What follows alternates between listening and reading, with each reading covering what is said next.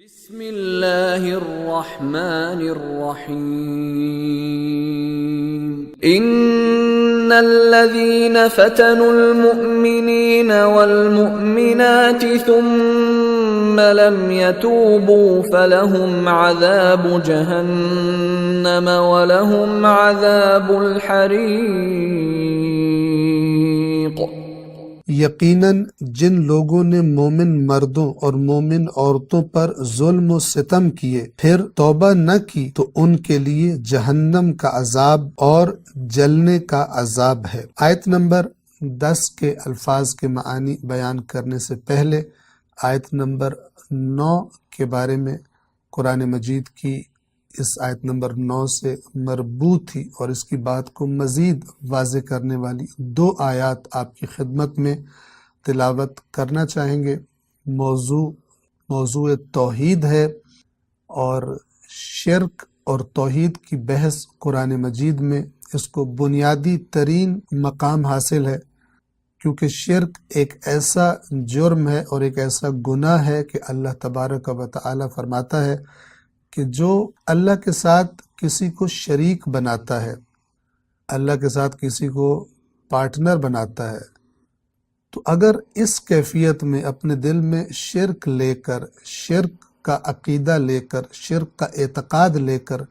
جو قیامت کے دن اللہ کی بارگاہ میں آئے گا، اللہ تبارک و تعالی نے اس پر جنت کو حرام کر دیا ہے، قرآن مجید میں فرمایا۔ اور اسی طرح اللہ فرماتا ہے کہ اللہ شرک کے علاوہ جتنے بھی گناہ ہیں جو وہ چاہے گا معاف کر دے گا، لیکن شرک کو اللہ تبارک و تعالی معاف نہیں کرے گا۔ لہٰذا یہ جو سورۃ البروج کی 9ویں آیت تھی، الذی لہ ملک السماوات والارض،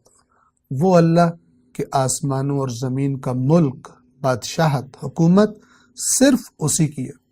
یعنی کوئی اور نہیں ہے کہ جو اللہ کے حکم پر حکم چلا سکے، اللہ کو مجبور کر سکے اپنا فیصلہ بدلنے پر۔ اسی کی بادشاہی ہے اور وہ ہر چیز پر گواہ ہے، وہ اپنی ساری مخلوقات کو دیکھ رہا ہے۔ اس کائنات میں جو کچھ ہوتا ہے کچھ اس کی نظروں سے اوجھل نہیں ہے۔ تو یہ آسمانوں اور زمین کی بادشاہت صرف اللہ کی ہے۔ اس کی وضاحت کے لیے پہلی آیت آپ کی خدمت میں جو تلاوت کرنا چاہتا ہوں، سورہ سبا آیت نمبر 22۔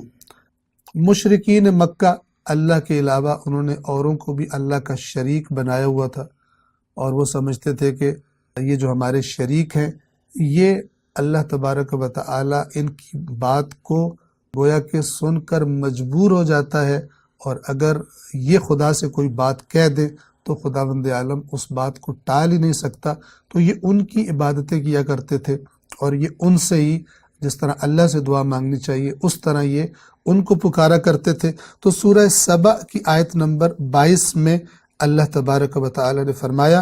قُلِ ادْعُوا الَّذِينَ زَعَمْتُم مِّن دُونِ اللَّهِ، اے رسول ان سے کہیے پکارو ان لوگوں کو کہ جن کے بارے میں تمہارا یہ گمان ہے کہ اللہ کے علاوہ وہ بھی کچھ ہے، یعنی جو مقام اللہ کا ہے گویا کہ تم کسی نہ کسی طرح ان کو بھی اللہ کے شریک قرار دیتے ہو۔ ان کو پکارو، لا یملکون مثقال ذرۃ فی السماوات ولا فی الارض، جن کو تم اللہ کے علاوہ پکارتے ہو وہ آسمانوں اور زمین میں ذرہ برابر بھی، رائی کے دانے کے برابر بھی کسی چیز کے مالک نہیں ہے، اللہ اکیلا مالک ہے۔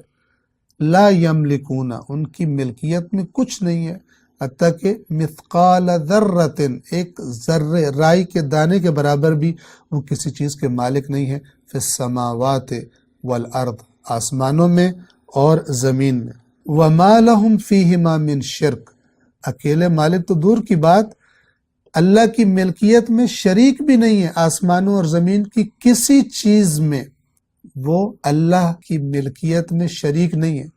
جیسے ہوتا ہے نا کہ ایک زمین کے 2 مالک ہوں یا 3 مالک ہوں، ایک مثلا زیادہ حصے کا مالک ہے اور ایک تھوڑے حصے کا مالک ہے، لیکن وہ تھوڑے والا بھی ملکیت میں شریک ہے۔ لہٰذا اب جب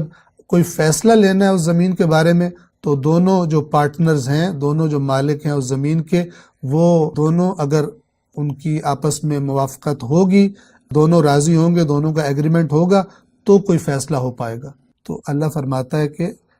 آسمانوں اور زمین میں نہ کسی چیز کے مالک ہیں اور نہ ہی اللہ کے ساتھ کسی چیز میں شریک ہیں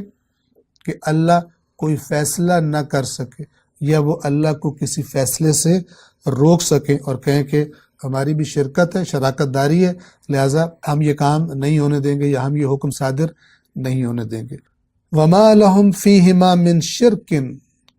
کسی قسم کا کوئی شرک یعنی کوئی شراکت داری ان کی نہیں ہے۔ وَمَا لَهُ مِنْهُمْ مِنْ ظَهِيرٍ، اور اللہ کے لیے ان میں سے کوئی مددگار بھی نہیں ہے، یعنی جنہیں تم کچھ سمجھ رہے ہو، سمجھتے ہو کہ اللہ جو ہے وہ اپنے کام نہیں کر سکتا، اس کائنات کو نہیں سنبھال سکتا، لہٰذا اس نے یہ جن کو ہم پکارتے ہیں ان کو اللہ نے اپنے گویا کے کام چلانے کے لیے رکھا ہوا ہے، اور اگر وہ نہ کرے تو اللہ کے کام نہیں چلتے۔ فرمایا وَمَا لَهُ مِنْهُمْ مِنْ ظَهِيرٍ، ظہیر ظہر سے ہے یعنی پشت پناہ، جو پشت پناہی کرتا ہو، جو مدد کرتا ہو، جو سپورٹ کرتا ہو، جو ہیلپ کرتا ہو۔ فرمایا کہ یہ جن کے بارے میں تم جن کو کچھ سمجھ رہے ہو ان میں سے کوئی بھی اللہ کا کسی بھی انداز میں مددگار نہیں ہے۔ یا ایہا الناس، اے انسانو، انتم الفقراء الی اللہ، تم ہو جو اللہ کے سامنے فقیر ہو، تم منگتے ہو، تم سوال کرتے ہو اللہ کی بارگاہ سے۔ واللہ هو الغنی الحمید، جبکہ اللہ بالکل بے نیاز اور قابل حمد اور ستائش ہے، مکمل صاحب اختیار ہے اور مکمل بے نیاز ہے۔ وہ کسی کے آگے دست اپنا دراز نہیں کرتا، اپنا ہاتھ نہیں پھیلاتا کہ اس کو کوئی کام کہیں اٹک جائے اور پھر وہ کسی کے آگے ہاتھ پھیلائے کہ میری مدد کرو تاکہ میرا یہ کام چل سکے۔ اللہ تبارک و تعالی اس قسم کی باتوں سے، نقائص سے، کمیوں سے مکمل طور پر پاک ہے اور بلند و برتر ہے، اور اگر کوئی اس قسم کے فرسودہ اور احمقانہ